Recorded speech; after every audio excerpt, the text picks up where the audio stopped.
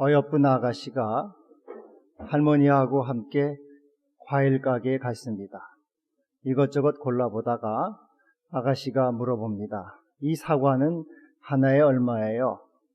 그러자 이 과일 가게 주인이 짓궂게 말합니다. 키스 한번 해주면 그냥 줍니다. 그러자 이 아가씨가 5개 주세요. 그랬습니다. 그래서 얼른 주인이 담아주고 키스 5번 해주세요. 그러니까 계산은 우리 할머니가 할 거예요. 제게 제가 넘어갔습니다. 집어등이라는 게 있어요. 이 오징어나 물고기를 잡을 때 쓰는 등불입니다. 화려한 조명을 배에다가 밝히면은 바다 깊은 곳에 있는 오징어들이 와서 잡힙니다. 이제 그들이 몰려오면은 그물을 내려서 잡게 됩니다. 그런 놈들을 볼 때 참 어리석다 생각하죠. 놈들 여기까지 와가지고 잡히니 참 미련하다 그렇게 생각을 합니다. 그러나 여러분, 우리 인간은 오징어보다 과연 현명합니까?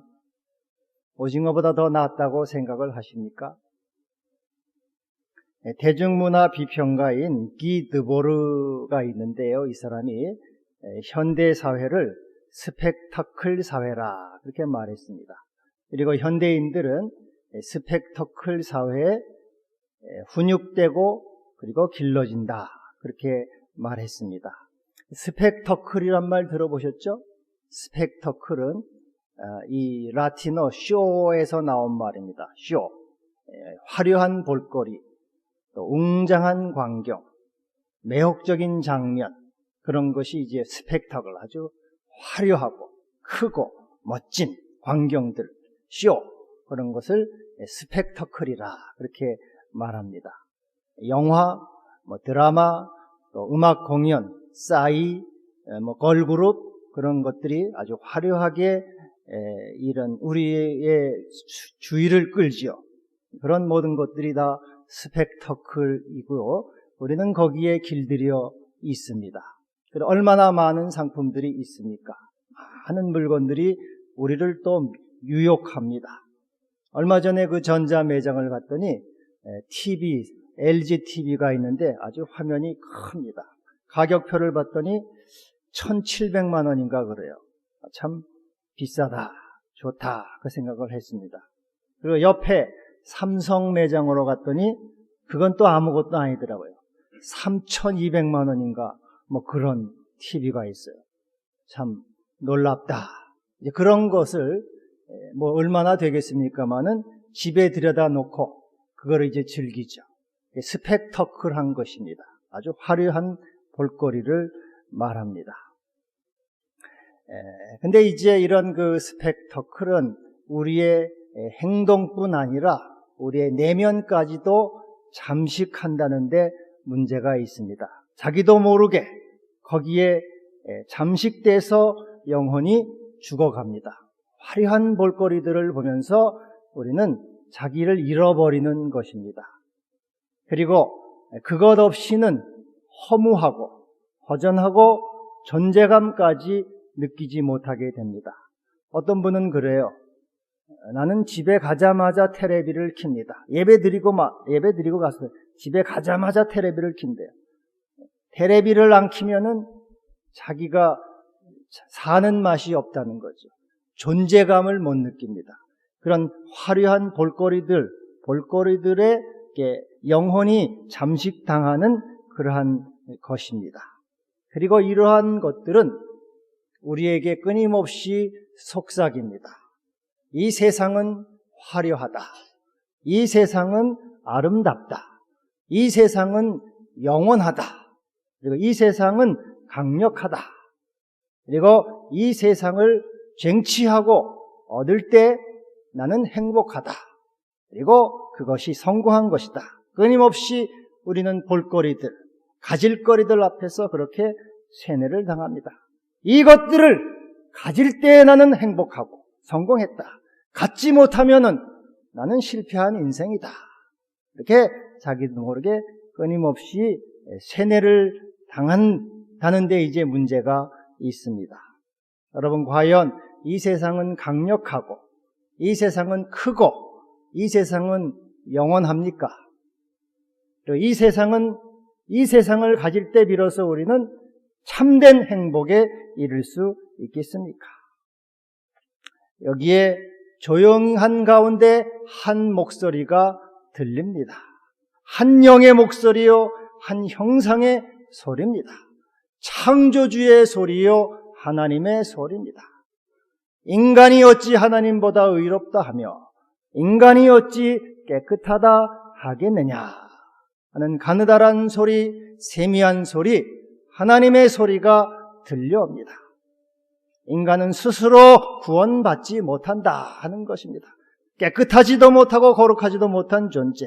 인간은 문화와 스펙터클, 이러한 세상에 있는 것, 행복으로 구원받고 영원한 생명으로 나아가는 존재가 아니다. 깨끗하지도 못하고 의롭지도 못한 존재니라. 오직 하나님의 은총으로만 새로워질 수 있는 존재다라고 조용한 가운데 한 목소리가 들립니다. 그리고 우리 인간을 가리켜 우리 인간은 어떤 존재인가 말씀합니다.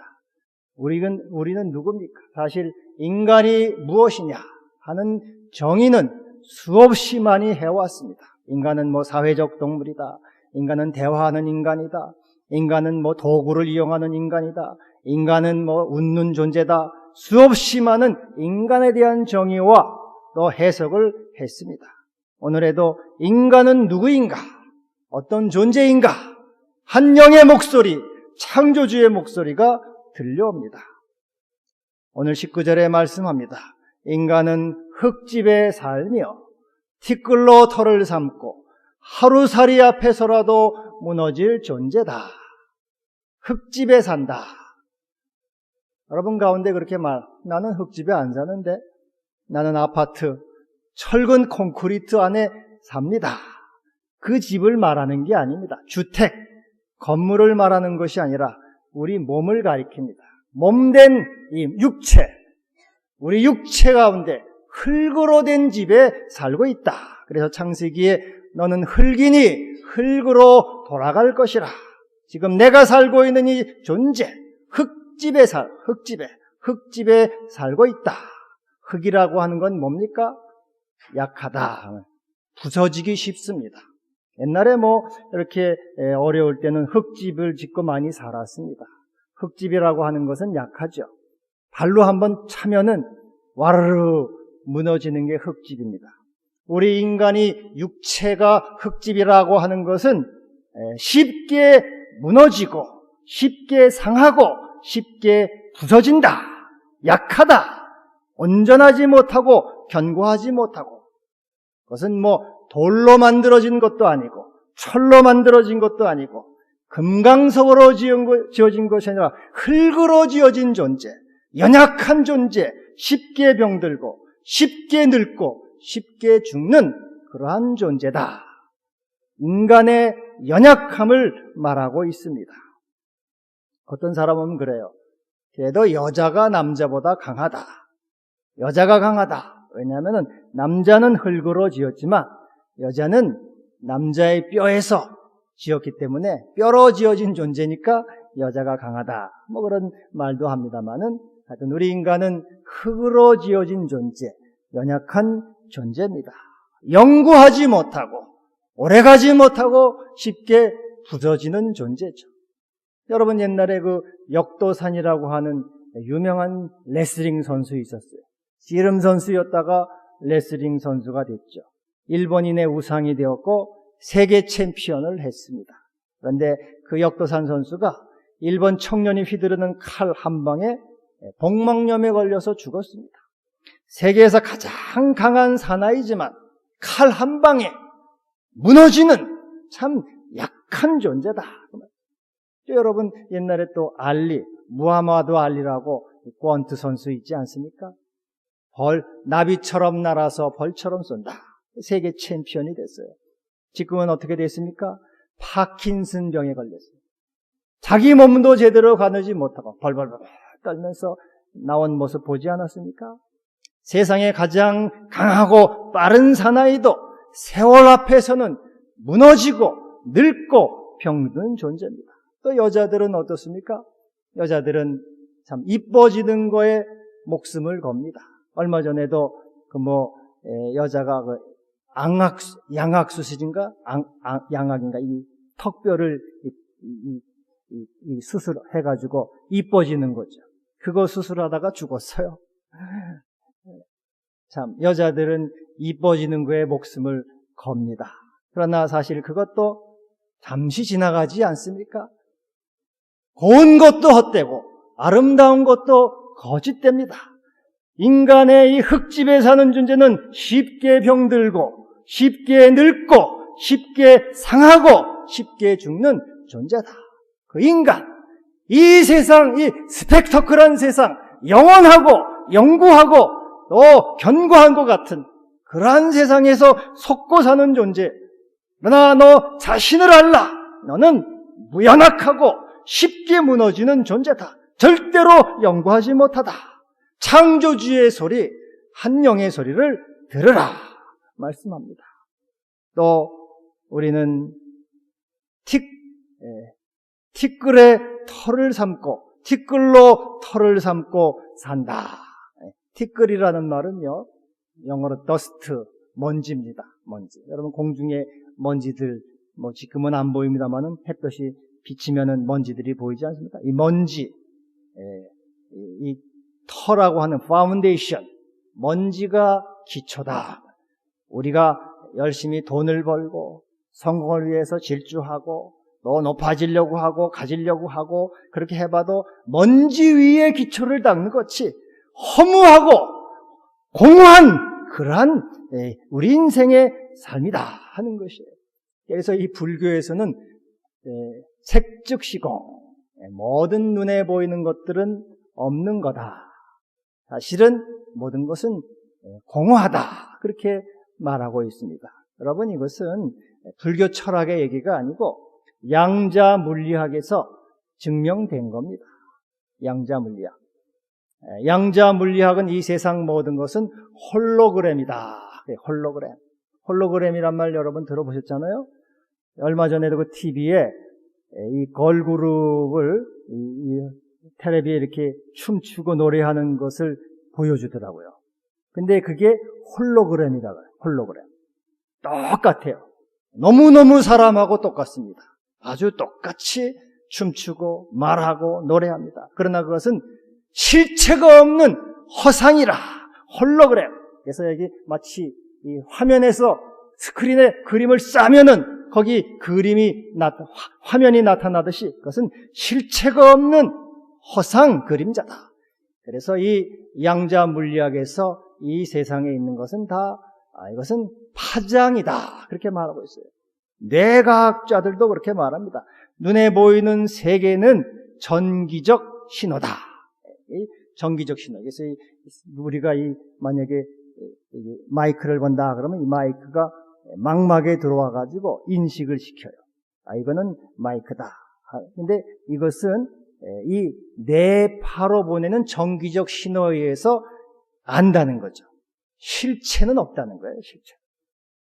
그게 뇌과학에서 요즘 말하고 있는 거예요. 여러분 실제로 만져지는데요. 아니라는 거예요.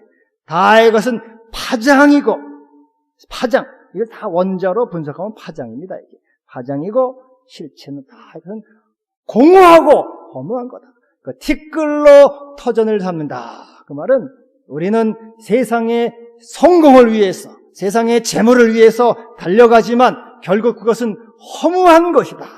없는 것이다. 속는 것이다.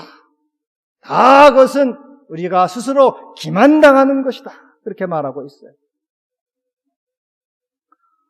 막스 프랑크라고 하는 이 양자 물리학자는 그렇게 말했어요. 감각기관을 통하여 느끼는 세상은 실제가 아니다.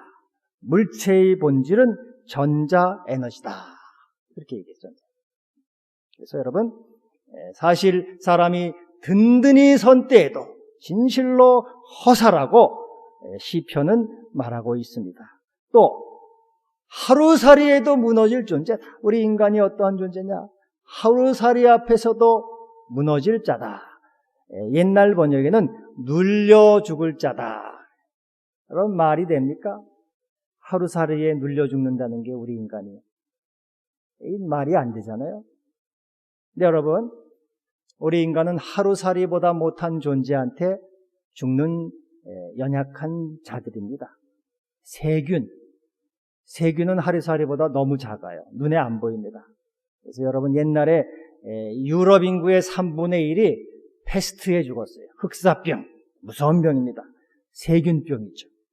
우리나라 콜레라, 얼마나 많은 사람이 죽었습니까? 역병이라고, 연병이라고 해서 너무너무 무서운 병, 콜레라. 하루살이보다도 작은 바이러스예요. 맥없이 인간이 또 신종플루, 구제역, 또 요즘에 살인 찐득이, 그런 것들이 공포에 우리를 얼마나 많은 과학과 기술이 발달했습니까? 그러나 여전히 우리는 세균 앞에서 무너질 존재다. 우리 집사님 딸이 며칠 전 지난주에 병원에 다녔는데 이 혈관에 염증이 생겨요. 혈관염증. 저는 그런 병은 처음 들어봤어요. 혈관염증이 생기는 게 뭡니까? 혈관에 세균이 들었다 그 말이죠. 그게 참 무서운 병입니다. 그게 눈에도 보이지 않는 그게 사람을 사망에 이르기까지 할 수 있는 그런 참 무서운 병이에요. 그래서 우리 인간은 이와 같이 스스로가 자기의 생명을 지키고 내가 이제는 됐다, 안전하다 할 그러한 존재가 아니고 허무하고 무능한 그러한 연약한 존재라. 그러한 가운데 우리는 조용한 중에 들리는 창조주의 소리를 들으라고 말씀하고 있어요. 너 인간의 주소를 알고 현재를 알고 상태를 알아라. 교만하거나 스스로가 방임하거나 또 자기의 그 삶의 무직서 가운데 빠져있지 말고 조용한 소리에 들리는 창조주의 소리를 들으라. 조용한 가운데 듣게 되는 겁니다. 여러분, 우리가 이 눈을 감아보면은 안 들리던 소리가 잘 들립니다. 실제로 여러분 경험하지 않습니까? 피곤하거나 좀 그럴 때 눈을 감아보세요. 얼마나 소리가 잘 들립니까? 우린 너무 많은 볼거리에 마음을 뺏겨요. 이 스펙타클한 세상에 다 마음을 뺏기고 눈을 뺏기고 우리의 이 시선을 뺏깁니다. 그때 우리는 조용한 중에 내면 속으로 들어가서 하나님의 목소리를 들어야 되는 것이죠. 우리의 눈을 감고 시선을 감아서 우리의 심령 속에 들리는 하나님의 조용한 소리를 들으라. 엘리야가 하나님의 소리를 들었습니다. 호렙산에서. 바람 가운데서도 지진 가운데서도 불 가운데서도 들리지 않고 이것은 뭡니까? 스펙터클한 화려한 세상 가운데서는 하나님의 소리를 듣지 못한다 하는 것이죠. 세미한 가운데 조용한 가운데 눈을 감고 그분의 성령의 음성에 귀를 기울일 때 듣는 것이에요. 그래서 주님께서는 새벽 미명 한적한 곳으로 가서 기도하셨습니다.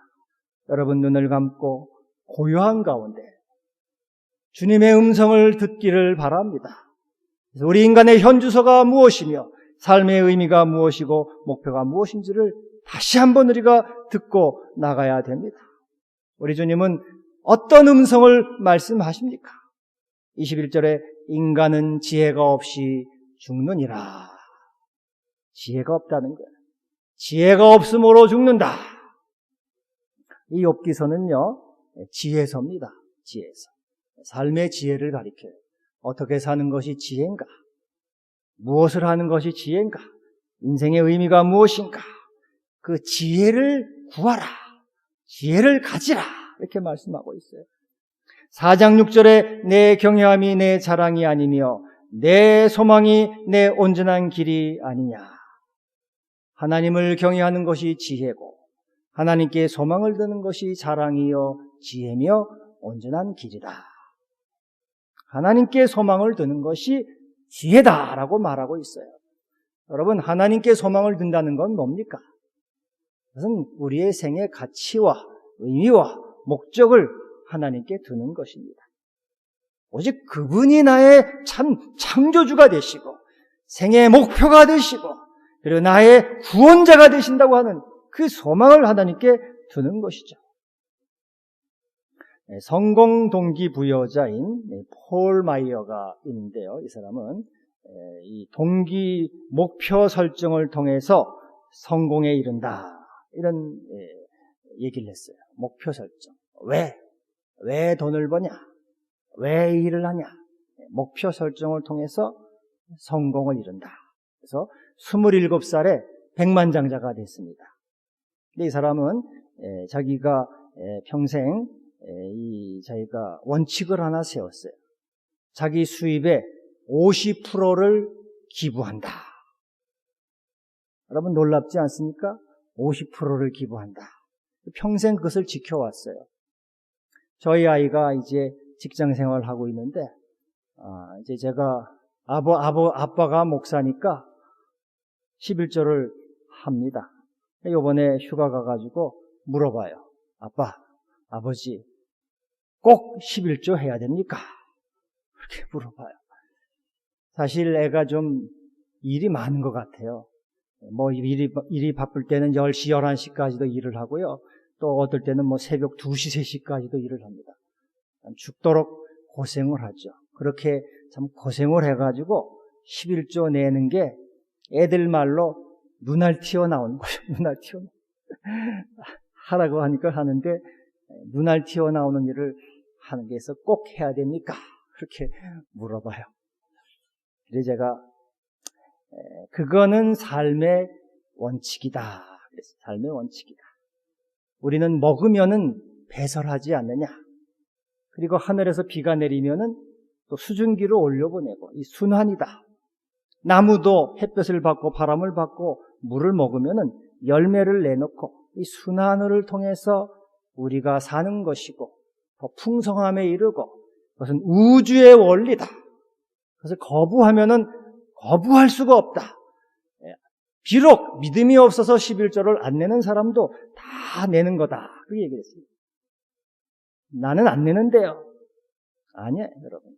사고가 나든지요, 병이 오든지, 사건이 생기든지 해서 나갑니다. 우주 원리예요. 그래서 믿음으로 내는 사람은 하나님께 드리는 거고요. 믿음이 없는 사람은 고통 가운데 빼앗기는 거예요. 다 냅니다. 우주 원리이기 때문에 안 낼 수가 없어요. 그리고 네가 지금 너를 이끌어준 사람들에게 너가 감사해야 되고 지금 있게 하신 하나님의 은혜를 감사해야 되지 않느냐. 하나님이 너에게 지혜를 주시고 또 건강도 주시고 생명도 주셔서 이렇게 하게 한 거니까 생의 원리고 감사다 얘기를 했어요. 여러분 10분의 1 참 큽니다.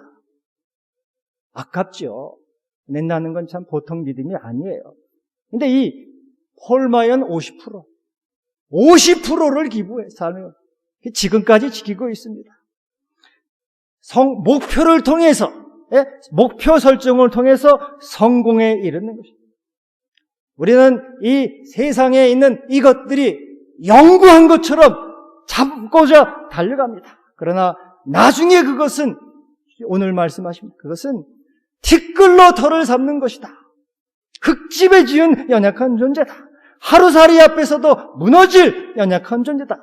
전능자가 너를 붙잡지 않고 전능자의 은총이 아니고서는 구원받지 못한다. 오직 하나님의 은총과 사랑과 용서로만이 오늘 네가 있는 것이다. 말씀하고 있습니다. 그는 이제 이 바른 목표를 위해서 몇 가지를 얘기하고 있어요. 긍정적인 태도를 가져라. 감사하라. 정직하라. 어떻게 기억될 것인가를 생각하라. 어떻게 기억될 것인가. 하나님 앞에 내가 어떠한 존재가 될 것인가. 여러분 우리는 너무 세상에 볼거리가 많습니다. 너무 우리의 마음을 빼앗겨요. 시선을 빼앗깁니다. 고요한 가운데 조용한 중에 들리는 하나님의 음성을 들어야 됩니다. 한적한 곳으로 나가서 하나님의 소리를 들어야 되는 것이에요. 그게 뭡니까? 지혜를 가져라. 삶의 지혜를 가져라. 네 인생이 너의 뜻대로 되는 것이 아니고 네가 그렇게 달려가는 것도 결국은 먼지 위에 터를 잡는 것에 불과하다. 그러므로 하나님께 소망을 두고 그분께 마음을 드리고 생애 목표를 드려라. 먹든지 마시든지 무엇을 하든지 하나님의 영광을 위하여 하라. 목표 설정을 통하여 참된 성공과 행복에 이르라. 지혜가 없다. 지혜를 가져라. 말씀하십니다. 여러분, 지혜를 갖고 주의 은총 안에 거하시기를 축복합니다. 기도합시다.